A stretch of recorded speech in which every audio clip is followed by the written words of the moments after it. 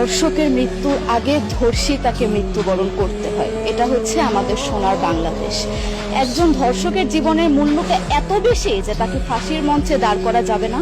আমরা বাংলাদেশে কয়জন ধর্ষকের নাম জানি যাকে কঠোর থেকে কঠোরতম শাস্তি দেওয়া হয়েছে, যাকে ফাঁসির মঞ্চে দাঁড় করা হয়েছে? আমরা কি আদৌ কেউ জানি? জানি না। অথচ আমরা কতগুলো যারা ধর্ষিত হয়েছে তাদের নাম জানি। অনেক বড় এই লিস্ট, আসলে অনেক বড়, বলে শেষ করা যাবে না। কুমিল্লার তনু, মাগুরার আসিয়া, 2 দিন আগেও কিশোরগঞ্জে 8ম শ্রেণীর একটি ছাত্রীকে বাসা থেকে তুলে নিয়ে ধর্ষণ করা হচ্ছে।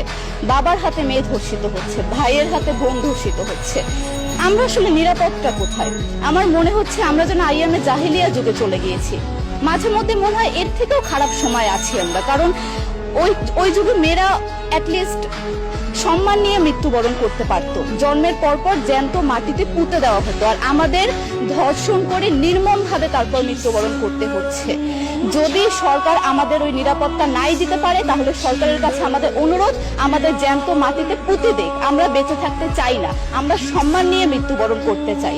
আমরা এই দেশে থাকতে চাই না যে এই দেশে আমাদের কোনো নিরাপত্তা নেই, যে এই দেশে রাস্তা দিয়ে হাঁটলে আমাদের মধ্যে একটা আতঙ্ক কাজ করে, কখন কি না কি হয়ে যায়। আইন উপদেষ্টা বললেন যে ধর্ষকের নাকি ফাঁসি দেওয়া সম্ভব হবে না, তাহলে নাকি নিরীহ মানুষকেও মাঝে মধ্যে ফাঁসির ব্যবস্থা করা, মিথ্যা মামলায় ফাঁসি দিয়ে ফাঁসির ব্যবস্থা করা হতে পারে।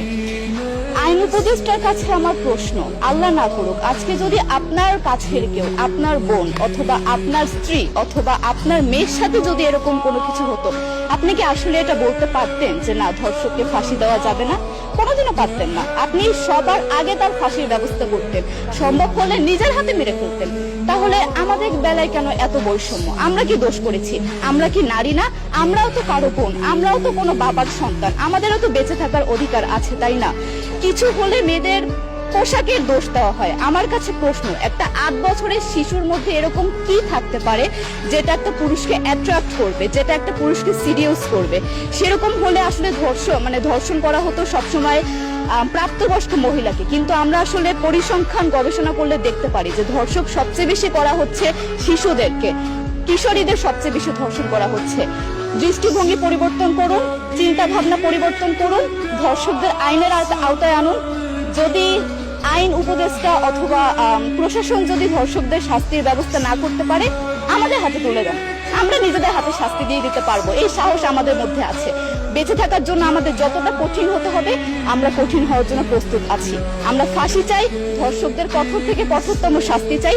যতদিন না পর্যন্ত ফাঁসি দেওয়া হবে, যতদিন না পর্যন্ত ধর্ষকদের শাস্তির ব্যবস্থা করা হবে, আমরা আমাদের আন্দোলন অব্যাহত রাখবো।